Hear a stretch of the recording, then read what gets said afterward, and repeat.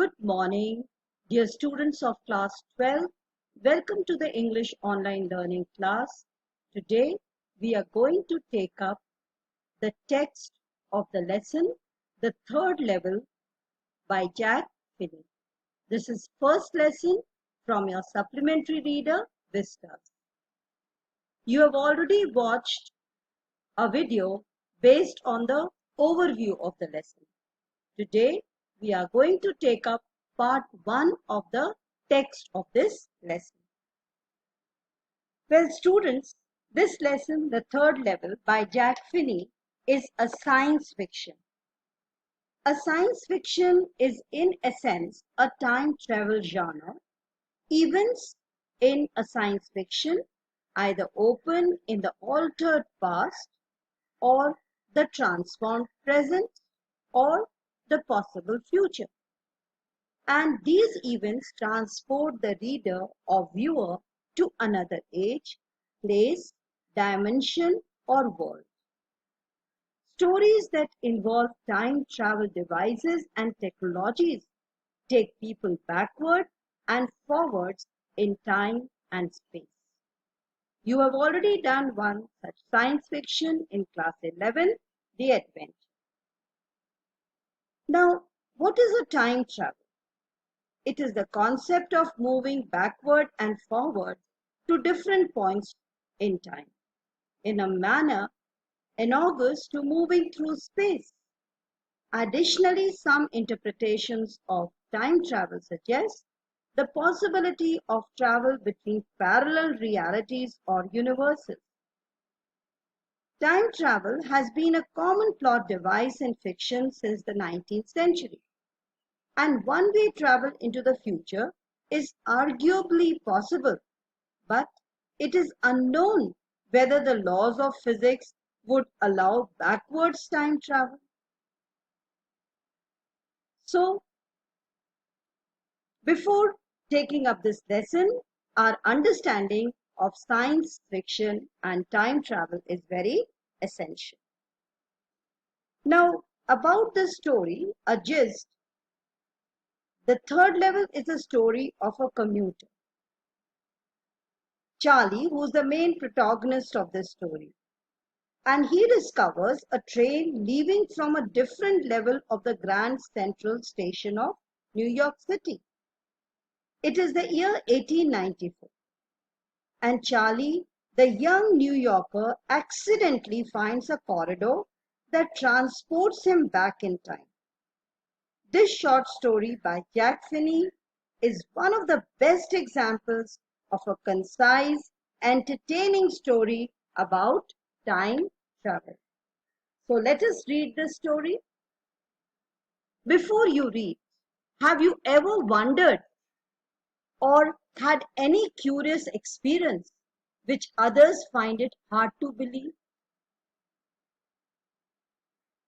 So let us read the lesson. The presidents of the New York Central and New York, New Haven and Hartford railroads will swear on a stack of timetables that there are only 2. But I say there are 3 because I have been on the third level of the Grand Central Station. Yes, I have taken the obvious step.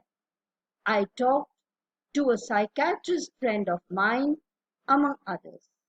I told him about the third level at the Grand Central Station, and he said it was a waking dream wish fulfillment.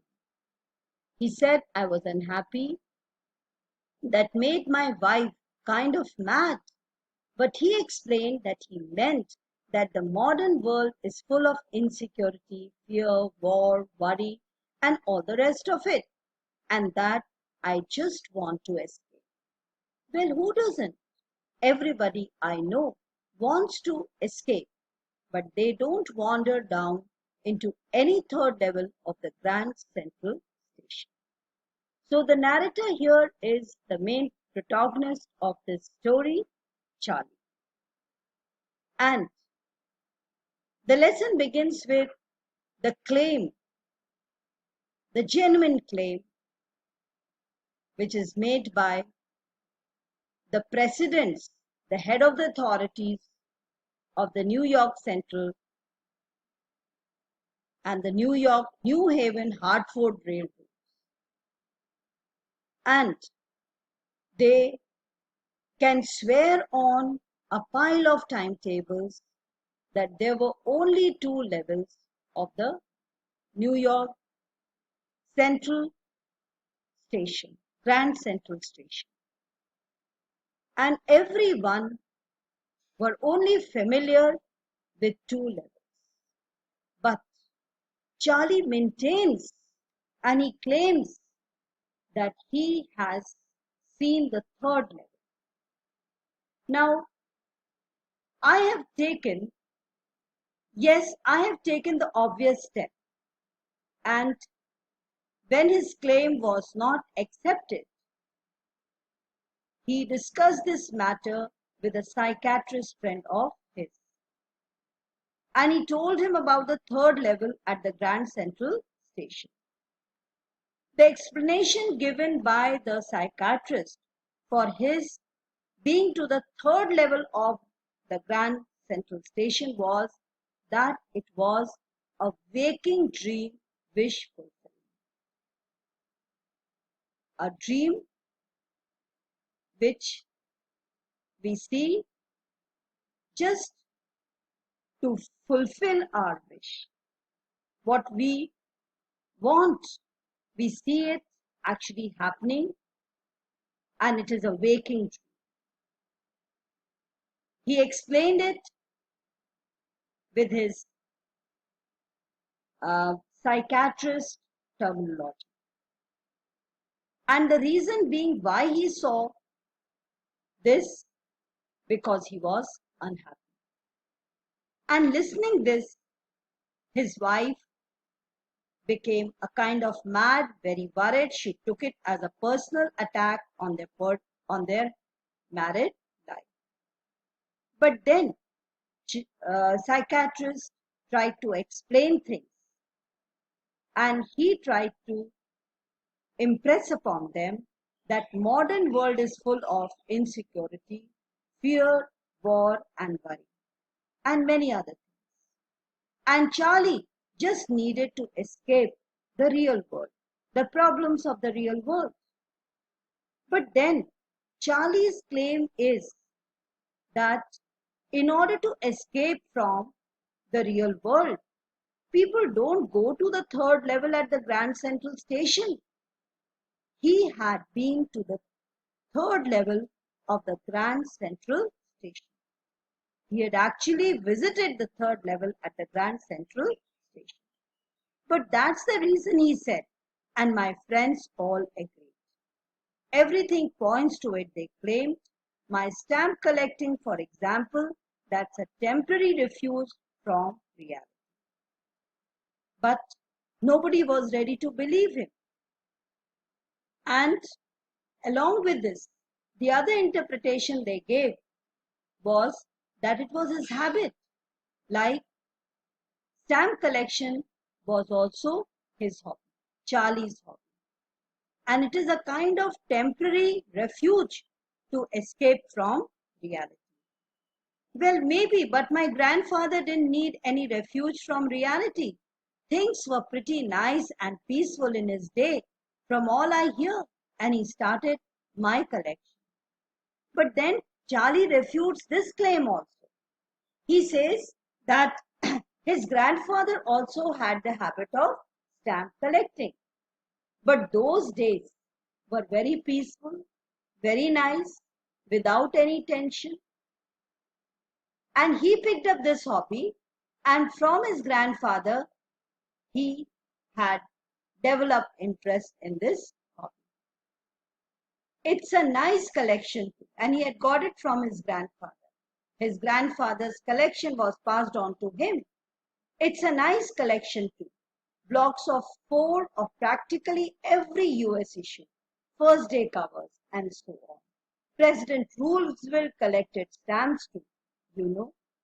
Not only his grandfather, but big personalities like President Roosevelt also had a habit of collecting stamps. had a hobby of collecting stamps. But that was not an escape from reality. Why should it be taken in his case that he was trying to escape from reality?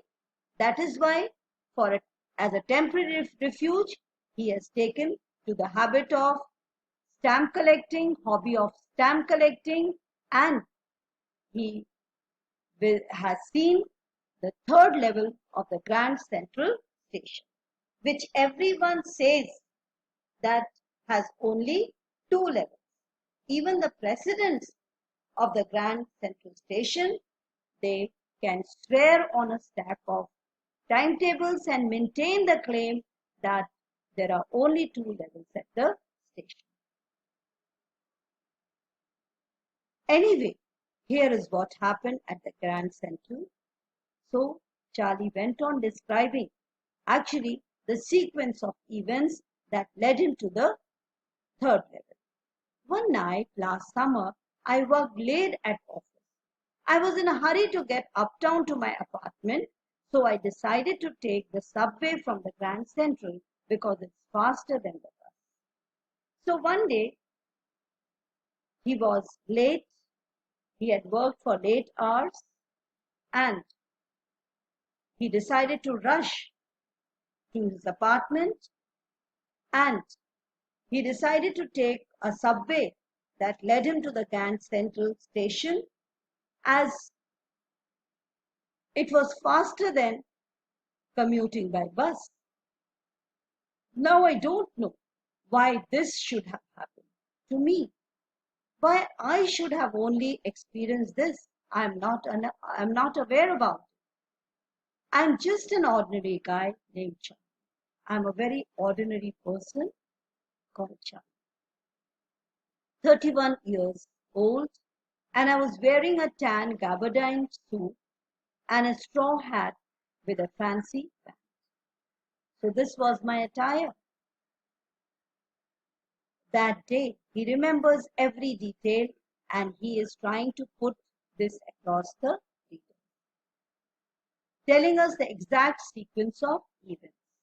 I passed a dozen men who looked just like me. Other people who were walking with me, or I was passing by through them, they were also ordinary like me.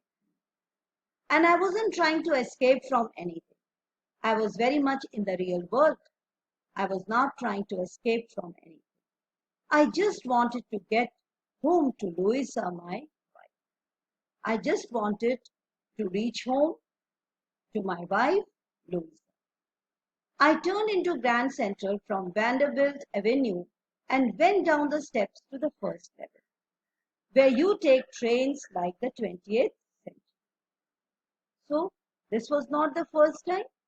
Earlier also, I was taking the same route from turn into Grand Central Station from the Vanderbilt Avenue, and I went down the steps to the first level of the station, where you take trains like 20th century, where you take the trains like the present day. Then I walked down another flight to the second level.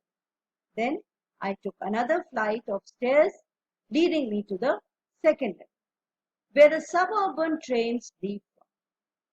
Here, suburban trains, they leave from this platform. And I got lost. That's easy to do. I've been in and out of Grand Central hundreds of times, but I'm always bumping into new doorways and stairs corridors. Once I got into a tunnel about a mile long and came out in the lobby of the Roosevelt Hotel. Another time, I came up in an office building of 46th Street, 3 blocks away. So I got lost while proceeding towards the second level.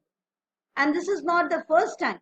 Earlier also, I had bumped into new doorways, stairs and corridors, as the Grand Central Station is always being, it is always being